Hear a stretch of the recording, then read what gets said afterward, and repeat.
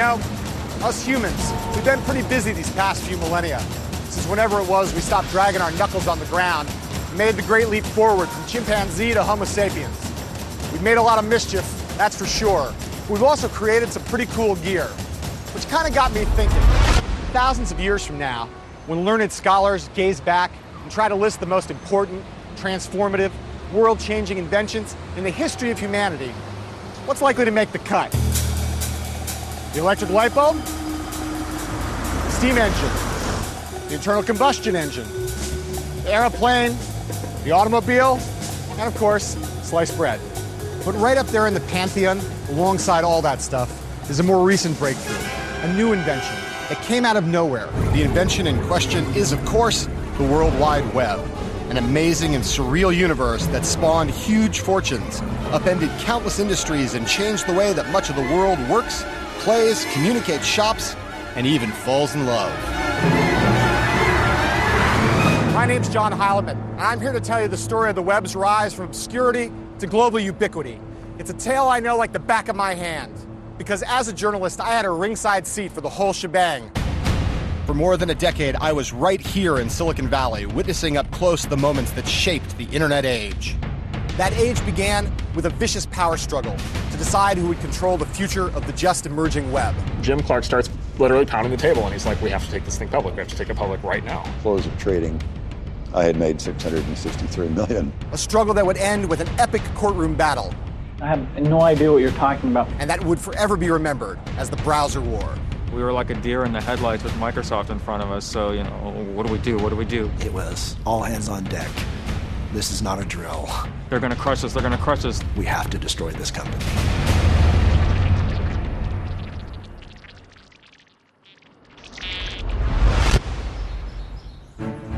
The amazing tale of how the internet took over the world begins in the over-fertile imaginations of a group of penniless, mini-golf loving undergraduate computer nerds from the University of Illinois. Who lived in a strange new unexplored space, a place called cyberspace. Back in 1993, these guys were fascinated by an obscure scientific research network called the World Wide Web, invented in 1989 by an English scientist called Tim Berners-Lee. Having grown up with this kind of technology at our fingertips, it was hard to imagine being without. And you would talk to the average Joe on the street, they would have no idea. Because it's one of these technologies that you don't know you need until you start using it. Now today we're all used to the web with its fancy video and graphics and sound, where one mouse click can send us rolling down a new path. Who knows where you'll end up? But back then, the web was very different. There were precious few web pages, and they consisted of nothing but line after line of boring text. There was hardly anything worth finding, and no way to find it anyway. You had to be a big-time geek to get all excited about this thing. But one of those geeks, a visionary University of Illinois computer science student named Marc Andreessen, had a crazy idea. He imagined a future where everyone, including regular people like you and me, would use the web as part of our daily lives.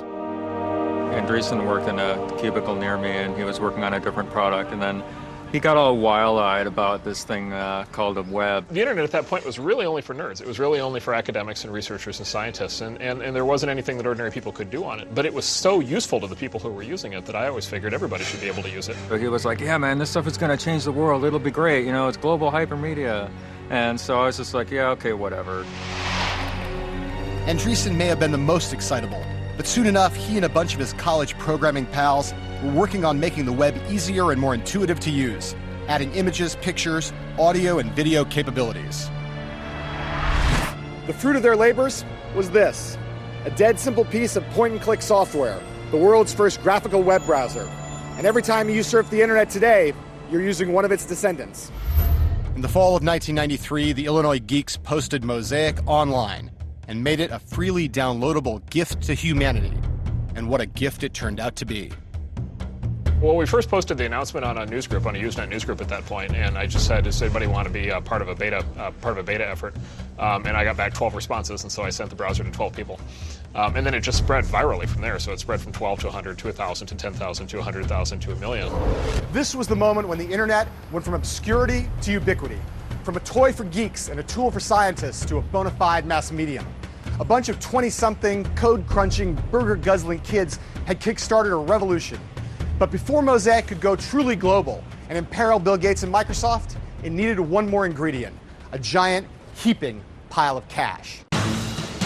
This extremely expensive building was a gift to Stanford University from this man, one of its former professors, Jim Clark.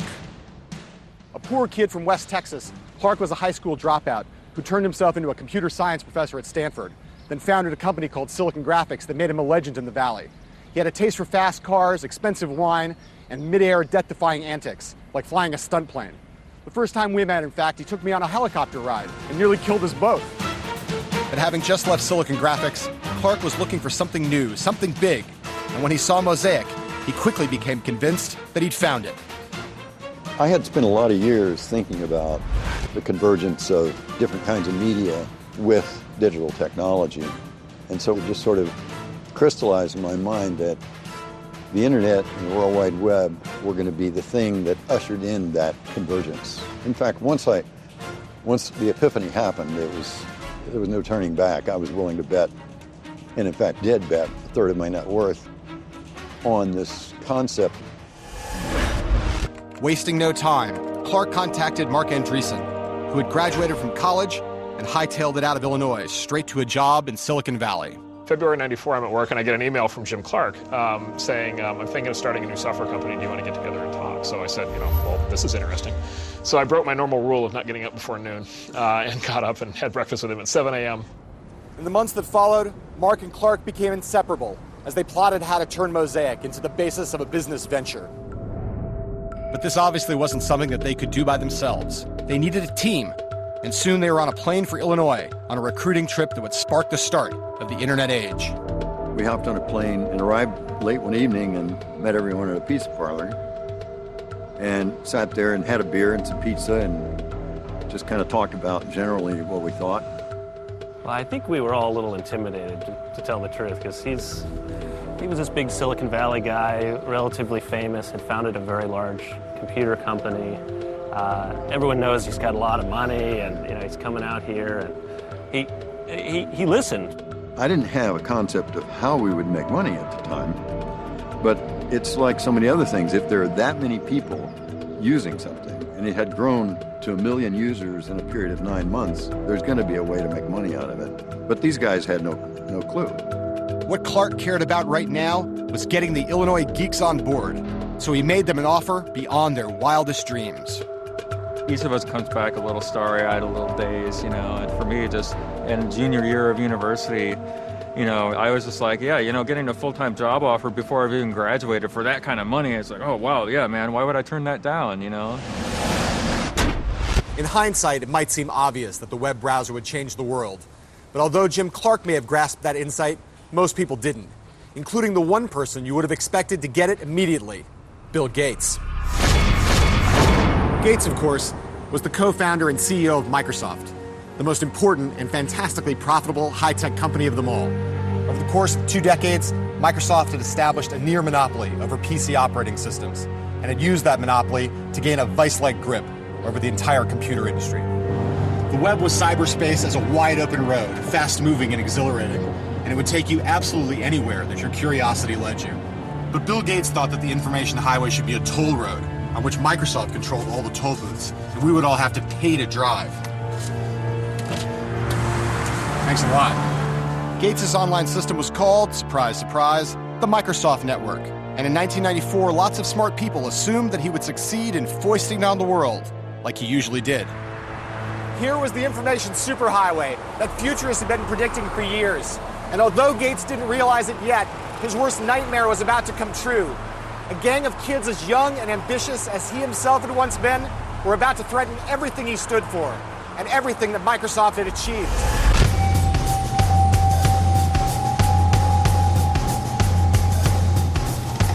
Brilliant, the spectacle that obsessed with computers since his boyhood, Bill Gates' journey to becoming the most powerful figure in technology began in 1975 when, at the age of 19, he dropped out of Harvard to start Microsoft with his high school pal, Paul Allen. Gates' vision was simple and wildly ambitious. A PC on every desktop, in every home and every office, and every one of those PCs running Microsoft software. By 1993, his dream was tantalizingly close to becoming reality. About 90% of the world's PCs were running Microsoft Windows. This spectacular success had turned Microsoft into a veritable money machine, raking in billions of dollars in profits and turning thousands of Microsoft employees into stock option millionaires. Gates and the army that he'd amassed on Microsoft's sprawling campus in suburban Seattle worked insanely hard, and they played very rough with their rivals. The company's rise had left a trail of corpses in its wake. There was Lotus, there was WordPerfect, there was Borland, there was Novell, even mighty IBM, all brought to their knees. Gates was now one of the richest and most influential men on earth, and he knew it. One night at a dinner party, he and some friends were discussing the election of Bill Clinton as president, and Gates blurted out, "I have as much power as the president does." His wife kicked him under the table when she heard that, but the truth of it was, he might have been right. To many, Gates' power was seductive, irresistible. If you were a young, hungry software engineer like Thomas Reardon or Hadi Partovi, or a seasoned executive like Sam Jadala, Microsoft was the place to be. A place where it didn't matter if you were handsome or athletic. A place where smartness, measured by the ability to crank out killer code, was the only thing that counted. In other words, nerd nirvana. In the early 90s, the Microsoft campus was a very dynamic culture. You'd have many of the smartest people in computer science at all different ages, but it was a surprisingly young company overall. The average age of the company was probably 26, 27. Microsoft was not the biggest software company in the world, but in a weird way, it was the hottest, and it was clear. There was a vibe when you walked in the door, a kind of cockiness that perfused like every kind of job at Microsoft. It wasn't just the engineers. I joined Microsoft in 1987, and this was a group of people who wanted to win. This was a group of people who were very aggressive about the competition.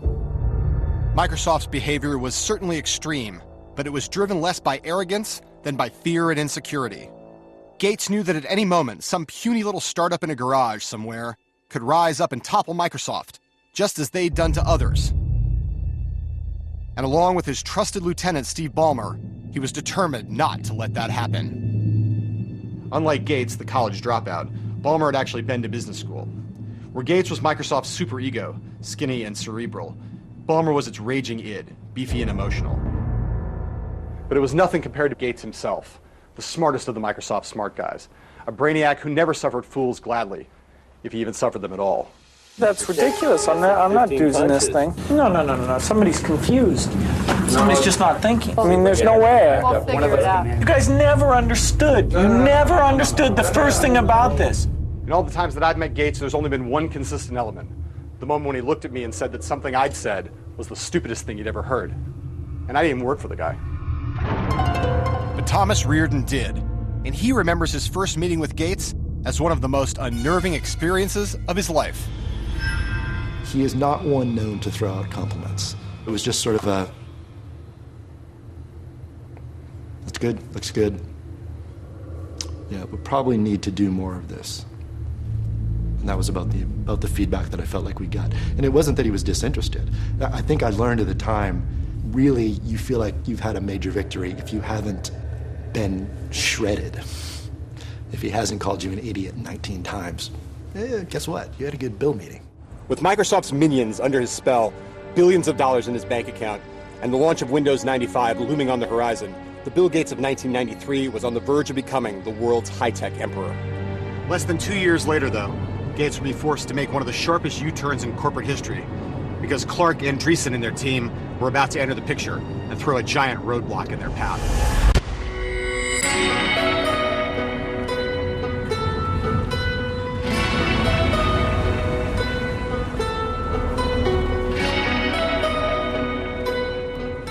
Certain parts of the world have always been magnets for certain types of people. LA is for actors, Las Vegas is for gamblers, Paris is for artists. This 30-mile stretch between San Francisco and San Jose has always been a magnet for, shall we say, the technologically inclined. In the summer of 1994, this place had become home base for Jim Clark and his renegade band of young web browser pioneers. In the next few months, they would launch the fastest-growing software company the world had ever seen. Netscape Communications. Under the watchful eye of Clark, the Netscape guys were adherents to the cause of spreading the reach of the still embryonic web, and hopefully getting rich in the process. But first, they had to deal with a severe case of culture shock. I've never been out to California before, and when I got here, I was like, how come no one told me about this place before? This is the Mecca.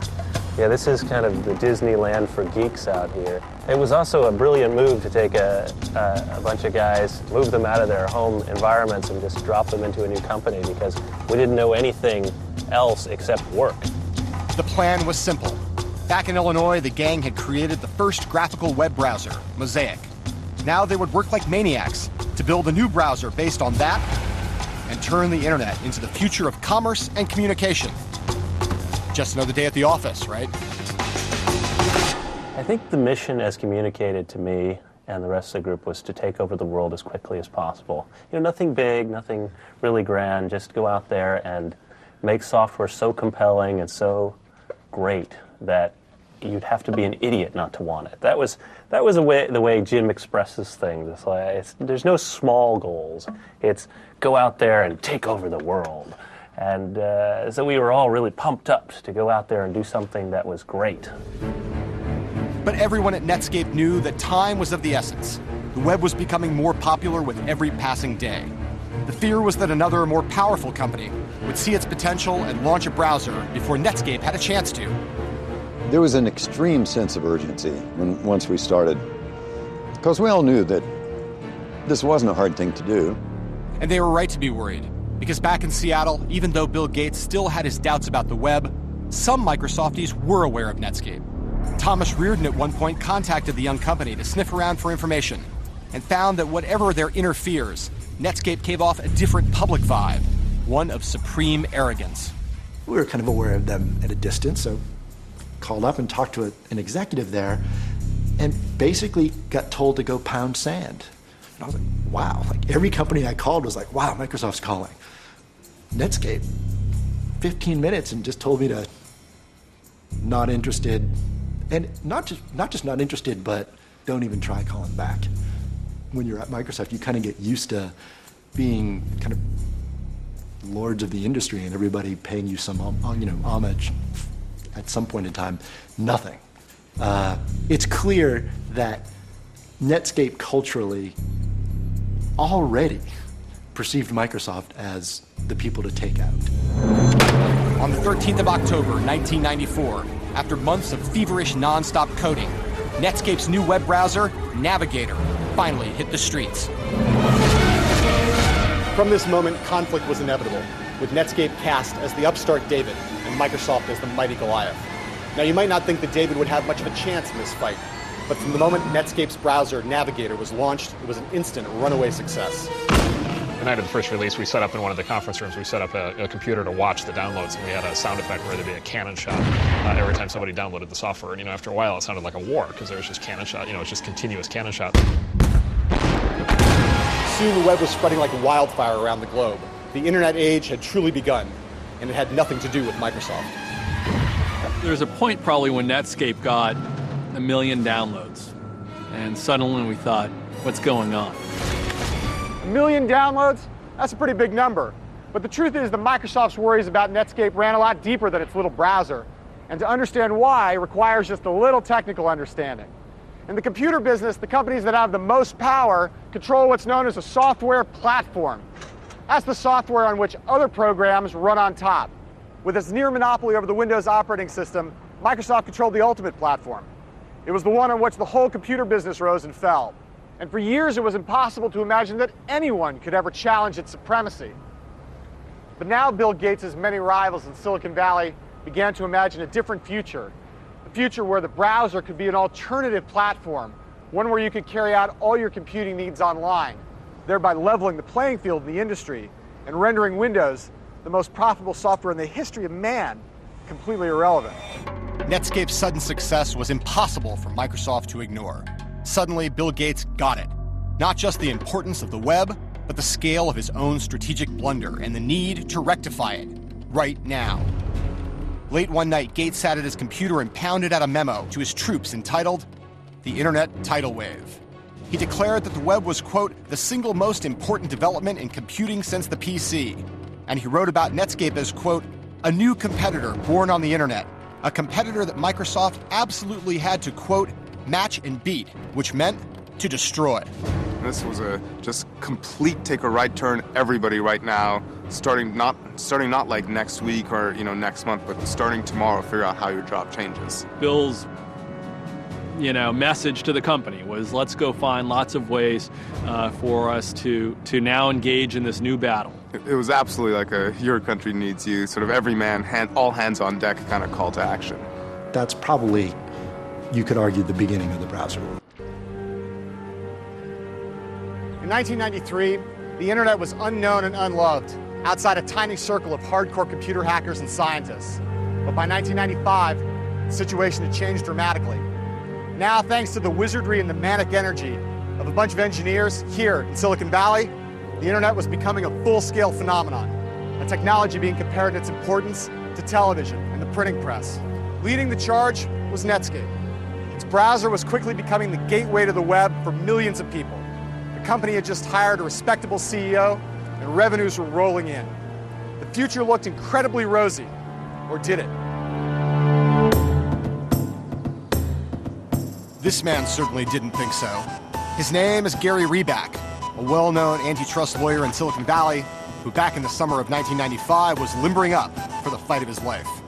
Like many in the Valley, he knew that Bill Gates would be coming after the internet, and he knew better than most, from a career of clashing with Microsoft on behalf of his Valley clients, that when Gates came after your business, one thing was certain: there would be blood.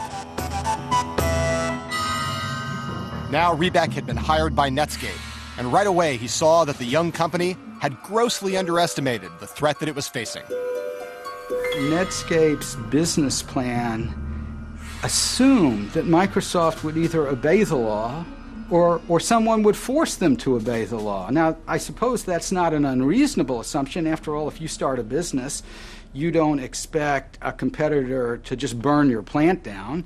You don't expect a competitor to go to your distributors and threaten to put them out of business if they carry your product. But you know what? That's exactly what Microsoft did. The problem for Netscape was that Microsoft and Bill Gates now perceived the young company to be the primary threat to their continued dominance. In the opening salvo of the high-tech war, Gates dispatched a special group of envoys, including Thomas Reardon, for a face-to-face powwow behind enemy lines here at what back then was Netscape's corporate headquarters. What resulted was a meeting that would be one of the most controversial in the history of modern business. That the Microsoft-Netscape meeting took place here, that much we know for sure. But what actually happened behind closed doors remains the subject of intense and bitter debate. The Microsoft version goes something like this. We go down there in June of 95, and we had this free roaming discussion with them about how we would work with Netscape. How would we work with them on web servers and on browsers, and how we might use, how Microsoft Word could work with Netscape software, et cetera. It was a broad discussion that went on, I think, for 6 hours, a whole day of discussions. It was interesting. I thought it was a really collegial, easygoing meeting. Hey, that doesn't sound so bad. But Netscape's version of events was just a little bit different.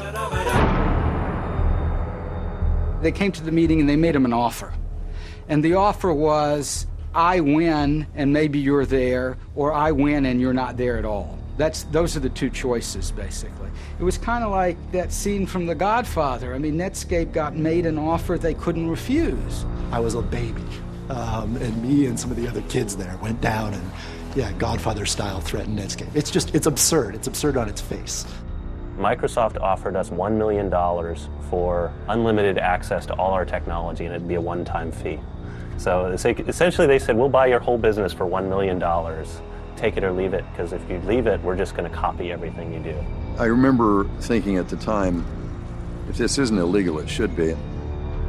If what Netscape claimed was true, it meant that Microsoft had broken the law. American antitrust law, to be precise. The point of that law was to constrain the behavior of companies that held monopolies, which most sane experts agreed Microsoft had with its Windows operating system. Within hours of the meeting, Netscape instructed Gary Reback to alert the U.S. Justice Department about what had taken place and to start laying the groundwork for a lawsuit against Microsoft. But Thomas Reardon smelled a rat. Why did Netscape have antitrust counsel? Not just any antitrust counsel, but the legendary Gary Reebok, the guy known, famous, for going after Microsoft for years, trying to stir up a government suit against Microsoft. You know, effectively we had been had. The meeting had been set up. A paranoid theory?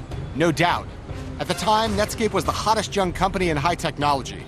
So why would it need to try and set up Microsoft? On Wall Street, analysts and bankers had begun to sing its praises, talking about the bright prospects ahead if Netscape were to launch an IPO.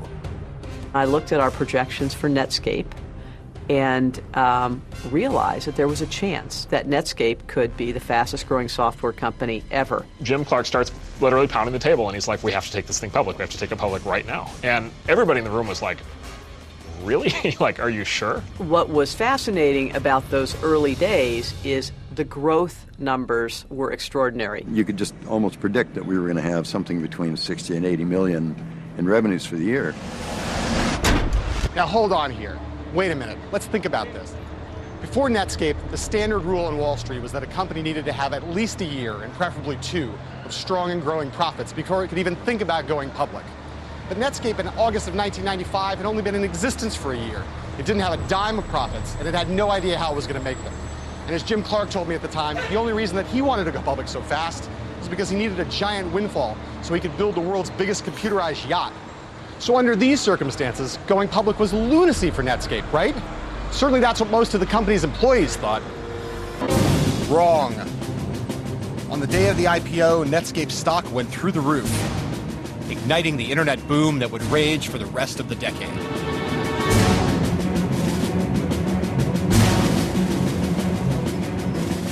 I was on the trading floor, and I went over to talk to our trader, David Slane, and Matt DeSalvo, who ran our trading desk, literally stepped in front of me and prevented me from getting close to Dave. And I said, what's going on?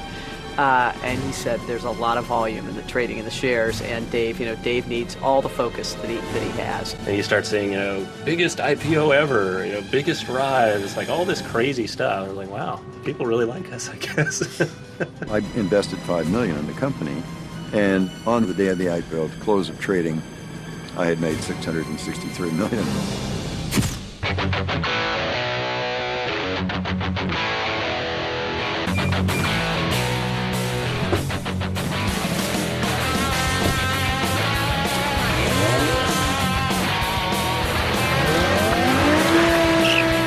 High on their own fumes, the Netscapies began to think they were invincible. They treated even their allies with arrogant indifference. And as for their enemies, one in particular, they violated one of Silicon Valley's cardinal rules: don't moon the giant.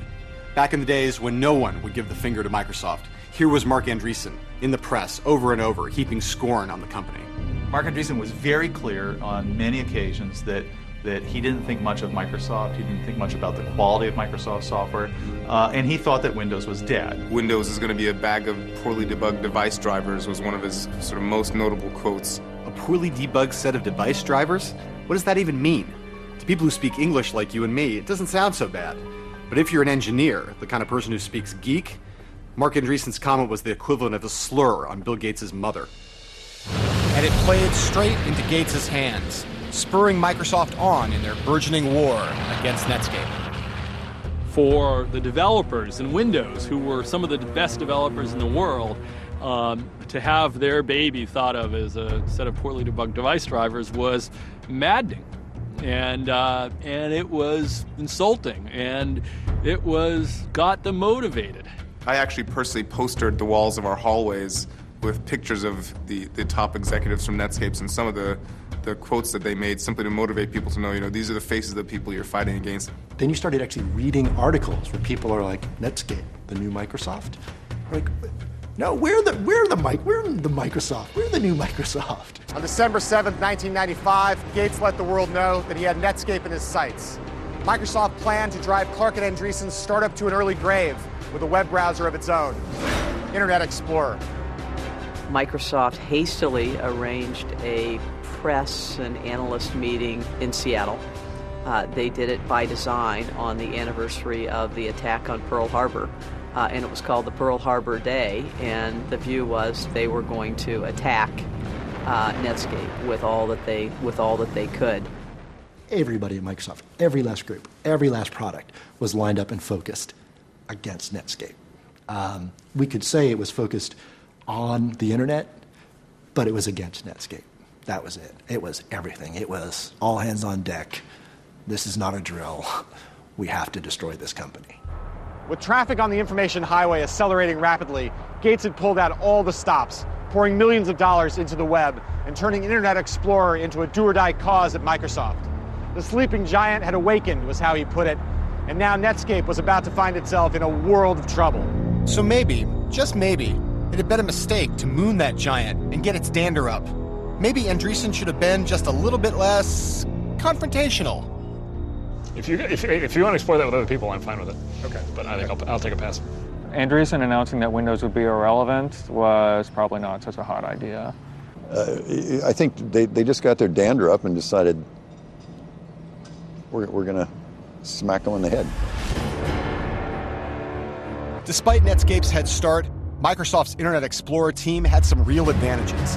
Vast financial resources and reserves of coding talent, and a leader, Bill Gates, who was willing to do anything, up to and including breaking the law, to annihilate Netscape, the fresh-faced company that now ruled the web, captured the public's fascination, and threatened to finally undermine Microsoft's rule of fear. I remember going back to college and talking to some friends and telling them that, I was working on building a Microsoft competitor to Netscape, and people just laughing at me, thinking, what are you thinking? There's no way. Our psychology, if you will, in the Internet Explorer team, maybe even the Windows team in '95, was that we were behind. In 1995, people didn't even differentiate the web from Netscape. They would say, I'm going to go browse Netscape. They wouldn't say, I'm browsing the World Wide Web or the Internet. The word for that thing was Netscape. Microsoft's plan was straightforward. Analyze Netscape's every move and imitate it. Release version after version of Internet Explorer and slowly chip away at Netscape's lead in browser market share, 1 percentage point at a time. My typical day was I'd get up, feed the kids breakfast, maybe take them to daycare, get to work around, let's say, 9:30 in the morning, and then I'd stay till 3:30 in the morning. I'd come home, get about 4 hours of sleep, get up, have breakfast, take kids, go to work, and then work 9:30 to 9:30. We didn't get any extra pay compared to other Microsoft employees. We were just scared for our product would lose. And it wasn't just the engineers who were working as if their lives depended on it. Gates also had at his disposal another formidable weapon, his shadowy army of salesmen. Secretive, relentless, and sometimes underhanded, their mission was clear: to put Netscape Navigator out of business by whatever means necessary, to cut off its air supply, as one Microsoftie put it, and to shove Internet Explorer down the throat of every Microsoft customer. The people who sold software to PC manufacturers were like a dark cult of people who you just knew just kept making money in ways that maybe we didn't even want to know how they were making money. They're like ninjas. They're like, you don't ask them what they do, they go in and they do these deals. They're $500 million deals. These are big multi-year sales deals. And they would do whatever it is they did, and I didn't want to know, and people around me didn't want to know. Gates' army of silent salesman assassins used all kinds of sharp-edged tactics to stop PC manufacturers from installing anything other than Internet Explorer. They had told Compaq that if they distributed our browser, that Microsoft would cancel the Windows license. Well, Compaq couldn't be in business without the Windows license, so therefore they weren't going to distribute our browser. Whatever else might be said about Microsoft's dirty pool, it was working. As both companies went head-to-head with version after version of their browsers, the market share of Internet Explorer steadily grew, and Netscape started to feel Microsoft breathing down its neck. Your room for mistake is 0. You sleep one deadline, the guy is right on your heels, right? So so it was hard. We're like a deer in the headlights with Microsoft in front of us, so, what do we do? What do we do?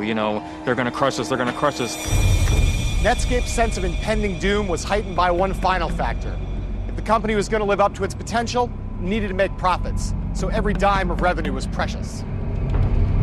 But Microsoft had billions of dollars in the bank, which let it do something extraordinary. Rather than charging money for its web browser, as Netscape had to, Microsoft was able to give Internet Explorer away for free, bundled and seamlessly integrated into the Windows operating system. With IE4, it was over. I mean, it wasn't, oh, we're going to win. With IE4, we had 80+% of all browser users, everybody. By September 1997, the browser war was over. Microsoft had emerged triumphant. Netscape was reeling, its business on the ropes, its very survival in doubt. To mark the launch of Internet Explorer 4, Bill Gates decided to throw a party for the software warriors who'd created his new browser. But rather than throwing it here in Seattle, he decided that the more delicious venue would be here in San Francisco, the very heart of Netscape territory. During the celebration that followed, Thomas Reardon and his drunken colleagues noticed a 9-foot-tall Internet Explorer E symbol standing in the lobby of the party venue and were seized by a devilish, if inebriated, idea. We hoisted that big, huge, I don't know, several 100-pound E up onto this truck and couldn't really get it roped down to the truck at all. Having secured the giant E in the back of a truck, the drunken Microsofties paid a driver to take them down Highway 101 into Silicon Valley. Then they dumped it here in the Netscape fountain and staggered their way back to the hotel.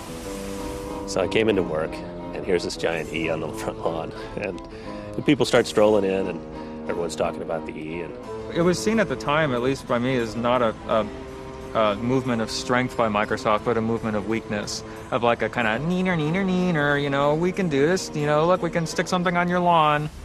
A juvenile prank? Absolutely. But a fitting symbol, too. From that point on, it was all downhill for Netscape. A year later, its market share now in single figures and dwindling, the company that ushered in the internet age was acquired by a bigger, but much uncooler company, AOL. You know, there was a sense that we were building something to last, and then at that point, seeing it get rolled into AOL, it's just like, you know what? It's gone. That's it. It's not going to last. And that was pretty hard. Jim Clark, too, was bummed about Netscape's demise, but he had a few million, ways to console himself. I invested $5 million in the company, and in the end made close to $2 billion, and that's a little bit more return than you need. All of the original Netscape engineers made their millions too, but in the end were left to ponder what might have been. You know, we were no saints either. Oh, we were much better then. We were much better, yes. We would have been benevolent rulers. No, we would have been evil. I just know that now, but I mean, we never got the chance to be truly evil. Jim Clark and his gang of coding misfits may have been defeated, but at least for them, the war was over. For Microsoft and Gates, however, quite the opposite was true. Now they were about to face a foe far larger and more implacable than Netscape. It was an enemy unlike any that Gates had ever tangled with before. It didn't reside in Silicon Valley, and it barely knew software from sausages. But it would threaten to tear Microsoft in two. The enemy was the United States government, which had come to believe that Gates wasn't a hero, but a kind of high-tech terrorist. It's 1998, and the United States Department of Justice, prodded by Microsoft's enemies in Silicon Valley, and particularly by Netscape and their Rottweiler lawyer, Gary Reback, has launched a historic antitrust lawsuit against Bill Gates' company. The government has accused Microsoft of using its Windows monopoly to engage in a wide variety of predatory and exclusionary business practices to prevent consumers from accessing Netscape's products and thus to put the pioneering startup 6 feet under. How does precluding Netscape from being distributed by computer makers help consumers? It can't possibly help consumers. Doesn't help Netscape. The only person it helps, the only entity it helps is Microsoft. That's clearly over the line. Now, with Microsoft's future hanging in the balance, the man who had declared himself as powerful as the president saw his company hauled into court, accused of being law-breaking miscreants, and had himself been forced to endure a marathon videotaped deposition. They had asked him questions and filmed his answers before the trial. And I think this was something new for Bill Gates, somebody asking him real hard questions that he couldn't refuse to answer. You type in here, importance, high. No. No? No, I didn't type that. Who typed in high? A computer. Here was the world's richest man, as the public had never seen him before. Petulant and passive-aggressive, obfuscatory and obscurantist, as a quibbler, a pedant, an amnesiac, a baby. I've never seen a stamp like that. I've never used a stamp like that. Haven't you seen stamps like that in every single one of the documents that you've been shown during this deposition? Can you get me all the exhibits? It's just a waste of time. It is a waste of time. I have no idea what you're talking about when you say ask. And so he came across in those tapes as not quite being truthful. In court, the government showed Gates on screen, denying any knowledge of the infamous June 1995 meeting with Netscape, saying indeed at the time, quote, "I had no sense of what Netscape was doing." But then the court was shown an email sent by Gates to some of Microsoft's top brass a few weeks before the meeting, outlining his strategy for dealing with Netscape. Gates declared that he thought there was, quote, "a powerful deal to be done with Netscape," and that maybe Microsoft should, quote, "buy a piece of them or something," adding that he, quote, "would really like to see this happen." Did we have people who pushed it and did deals that probably in retrospect they shouldn't have? I would say, yeah, I think that we did. That made it very tough on our competitors because we took advantage of our position. And clearly, unfortunately, that's what, became the dark cloud over Microsoft. The federal judge in charge of the Microsoft case issued his final verdict. Guilty, guilty, guilty. And he recommended that the company be broken up, causing its stock market value to plunge by $30 billion overnight. The verdict brought the highest kites Internet Explorer team crashing down to earth. But it was even harder on Gates himself. The trial had taken a tremendous toll on Microsoft's boss. It wore him out, beat him down, made him physically sick.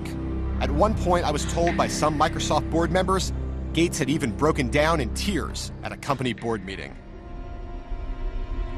Eventually, however, a federal appeals court, though it agreed with the judgment that Microsoft had indeed systematically broken the law, decided the verdict was too harsh and rescinded the order to split the company in two. To many people, it seemed as if Microsoft had gotten away with murder yet again. But now, a few years later, standing here at Stanford in front of the Gates Computer Science Building, ironically just around the corner from the building that Jim Clark paid for, the story doesn't seem quite that simple. As the trial concluded, Gates handed over his position as Microsoft's CEO to his number two, Steve Ballmer. And soon he began to focus more and more of his time and effort on his philanthropic interests, housed at the Gates Foundation.